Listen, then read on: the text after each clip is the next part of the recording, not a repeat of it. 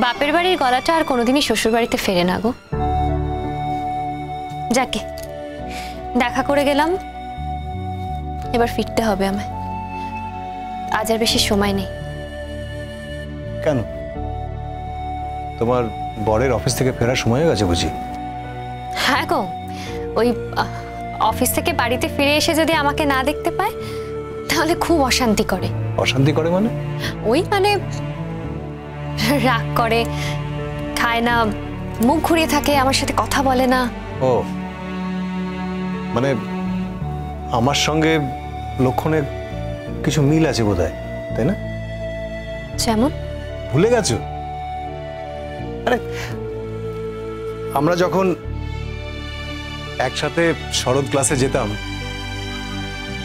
তখন তুমি মাঝে মাঝে ক্লাসে লেট করে আসতে, আর যখন তুমি লেট করে আসতে আমি রেগে যেতাম, মুখ ঘুরিয়ে থাকতাম, তোমার সাথে কথা বলতাম না। মনে আছে? সেসব দিন নিয়েই তো বাঁচি ঈশান। আমি তো সেসব দিনের কথাই বলছি। আমার মনের মধ্যে যে মানুষটা, সে তো তুমি। আর তো কেউ কখনো আসতে পারেনি আমার জীবনে। হয়তো এসব কোনো কথাই তোমার এখন আর মনে নেই। উঠবো ঈশান। বসো না, বসো প্লিজ।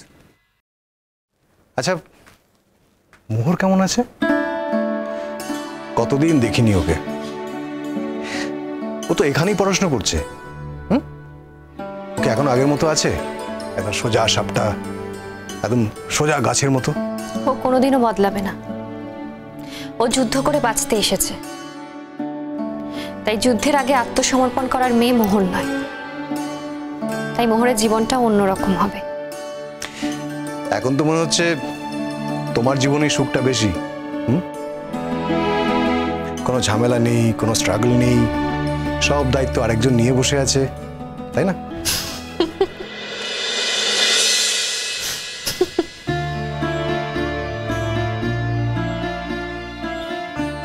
এখন কিন্তু তুমি আগের থেকে অনেক বেশি হাসো। হাসি পেলে আমি কি করব বলো? যাকে শোনো, আজ কিন্তু আমার একদম সময় নেই আর। বলছি, এই গেস্ট হাউসে বললে কিন্তু চা দিয়ে যায়। আমি তো তোমার কোনো আপ্যায়নই করতে পারলাম না। বাবা, তুমি এত সংসারী হয়েছে বুঝি? বলে তো আগে থেকেই বলতাম, এই চলে যাওয়ার সময় চা খাওয়ার কথা বলতাম। দেখো, তুমি খেলে আমিও খেতে পারি, কিন্তু আমার এখন সময় হবে না গো, তুমি খাও। বলছি, ঠান্ডা বা অন্য কিছু খাবে? একদম না। শরৎটা ছেড়ো না তিতির, বাজনাটাকে ধরে রেখো।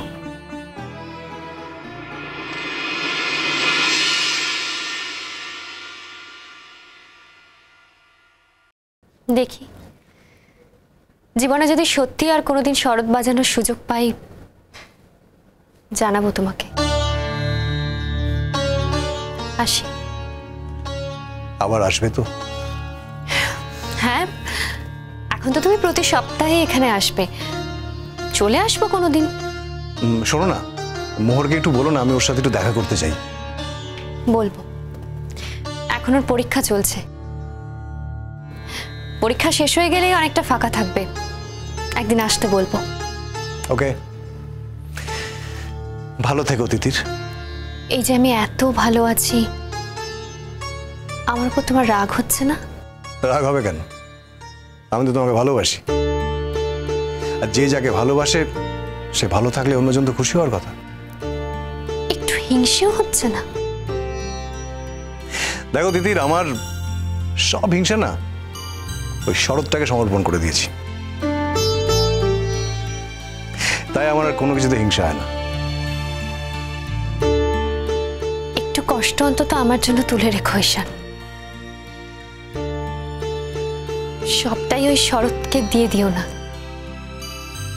একটু ভালোবাসা, একটু কষ্ট, একটু হিংসে আমার জন্য আলাদা করে রেখো।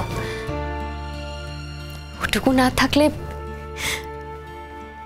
আমার হাতে আর কি থাকবে বলো? মানে? সব কথা তো মানে মানে করো না। আমি আসছি, তোমাকে বেরোতে হবে না, তুমি তো প্র্যাকটিস করছিলে। আমি আসছি।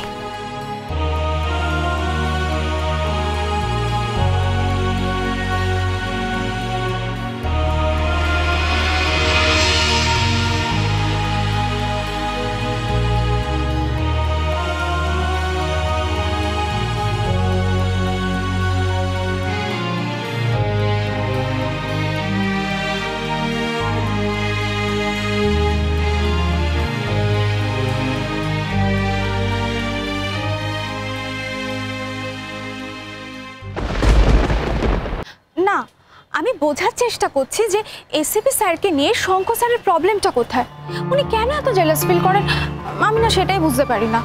তবে কি জানিস তো, প্রচন্ড ভালোবাসা না থাকলে না কেউ এরকম করতে পারে না। প্লিজ শাশ্বতী, ওই লোকটার সঙ্গে ভালোবাসার কথা তুই আমাকে কোনোদিনও বলবি না। আসলে কি জানিস তো, ওই লোকটা হচ্ছে চরিত্রহীন। একদিকে শ্রেষ্ঠ ম্যামের সঙ্গে প্রেম করছে, আর এদিকে আমার সঙ্গে এসিপি স্যারের দেখা হলে, সাক্ষাৎ হলে, কথাবার্তা হলে, আর মিথ্যে করে হোক বিয়ের কথা শুনলে উনি উল্টোপাল্টা কমেন্ট করেন। How dare he is. আমি যেদিন এই কলেজ থেকে বেরোবো সেদিন আমি পুজো দিতে যাব। সত্যি সত্যি আমি ঠাকুরের কাছে পুজো দিতে যাব। আসলে কি বলতো, ওই যে বাবা মার কথার অবাধ্য হয়ে এসেছিলাম, এই যে এটা এটা এটা এটা হচ্ছে তারই ফল, তাদেরই অভিশাপ। আমাকে সারাটা কলেজ জীবন এইভাবে কষ্ট পেতে হচ্ছে, এইভাবে অপমানিত হতে হচ্ছে। আমি আর পেরে উঠছি না শাশ্বতী, সত্যি আমি আর পেরে উঠছি না। ওই লোকটার মুখ দেখলে আমার রাগ হচ্ছে, খুব রাগ হচ্ছে। কিন্তু তুই এখন যদি শুনিস যে স্যারের কোনো বিপদ হয়েছে, তুই কিন্তু সব ভুলে যাবি। কি মনে করিস তুই আমাকে? কি মনে করিস? শোন, আমি না মানুষটা এমনই, আমার চরম সত্য যদি বিপদে পড়ে তাহলে আমি চুপ করে দাঁড়িয়ে থাকতে পারি না, তার কাছে ছুটে চলে যাই। আর সেটা দেখে যদি তোর মনে হয় আমার পক্ষপাত ওই মানুষটার প্রতি, তাহলে কিন্তু তুই খুব ভুল করবি শাশ্বতী, খুব ভুল করবি তুই, এটা আমি তোকে বলে দিলাম। যাকে যাকে আর রাগ করিস না। আর রাগ করে কি করবি বল, তোর টাকাটা ফেরত দেওয়া ছিল, তুই ফেরত দিয়ে দিয়েছিস, এখন সবকিছু ভুলে যা। আমি ওই লোকটার ক্লাস করবো না, কোনো দিনও করবো না। তুই যদি ওনার ক্লাস না করিস, লসটা কিন্তু তোরই। তারপর দেখলি তো ওনার বোনগুলো কিরকম অসভ্য, কিরকম ভাবে আমার সঙ্গে অসভ্যতামটা করলো। তুই তো সব দেখলি, সব শুনলি। হ্যাঁ দেখলাম তো। তো তুই যখন শঙ্খ স্যারের চেম্বারে যাচ্ছিস, তো ওনার বোনেদের নামে তো একটা কমপ্লেন করে দিয়ে আসতে পারতিস। শোন, আমার না যাকে যা করার আমি সেটা নিজেই করতে পারবো। আমি ওনার কাছে কেন কমপ্লেন করতে যাব? উনি কি ওনার বোনের এগেইনস্টে যাবেন? যাবেন না। উনি ওনার বোনেদের ঢাকবেন, উনি ওনার উড বি ওয়াইফকে ঢাকবেন। আর ওনার উড বি ওয়াইফকে আমাকে কম কথা শুনিয়েছেন হসপিটালে। আমিও তেমন, আমিও ছাড়িনি, আমিও ঝড় করে সব কথা শুনিয়ে দিয়েছি। আমার সাথে তো ওনার কোনো পার্সোনাল রিলেশন নেই, আমার পড়া নিয়ে সম্পর্ক। তার বাইরে আজে বাজে কথা বললে আমি কেন মানতে যাব? শুনি, বল না আমি কেন মানতে যাব? উনি আমাকে আর কি বলেছেন শুনবি? উনি আমাকে এটাও বলেছেন ওনার নাকি শ্রেষ্ঠ ম্যামের সঙ্গে এমনই আন্ডারস্ট্যান্ডিং, উনি শ্রেষ্ঠ ম্যামের গাড়িতে না উঠে আমাদের গাড়িতে কেন উঠলেন, মানে আদি স্যারের গাড়িতে কেন উঠলেন, সেটা নাকি শ্রেষ্ঠ ম্যাম বুঝতে পেরেছেন। নিশ্চয়ই কোনো কাজ আছে। উনি আরও বলেছেন, এই যে তখন আমাকে ফুলটা দিয়েছিল, তখন উনি আমাকে ফুলটা দিয়েছিলেন আমাকে ইম্পর্টেন্স দেওয়ার জন্য না। যেহেতু উনি অসুস্থ, উনি ফুলটা ধরতে পারছেন না, এই জন্য আমাকে ফুলটা ধরিয়েছিলেন। আর যেহেতু ওই বাড়িতেই যাচ্ছে, মানে আদি স্যারদের বাড়িতেই যাচ্ছে, তাই জন্য ফুলটা সঙ্গে করে নিয়ে গেছেন। আচ্ছা তুই আমাকে বল না, এত কথা আমি কেন শুনবো? আর এত কথা শোনার পর ওই মানুষটার প্রতি কোনো রুচি হয়? আমি তো একটা কথাই বুঝতে পারি না মোহর, ওনার কি ডাবল ফেস? শোন, সেটা আমারও কোনো বোঝার প্রয়োজন পড়ে না, বুঝলি? ওনার যেই ফেস থাক, ওনার যেই ফেস থাক তাতে আমার কোনো যায় আসে না। আসলে কি জানিস তো, উনি হচ্ছে একটা রাবণ। রাবণের যেরকম 10টা মাথা থাকে, ওনার তেমন 10টা মাথা, বুঝলি? তুই হাসছিস? তুই এটা কি উদাহরণ দিলি মোহর? ডক্টর শঙ্কর রায়চৌধুরীকে তুই রাবণ বললি?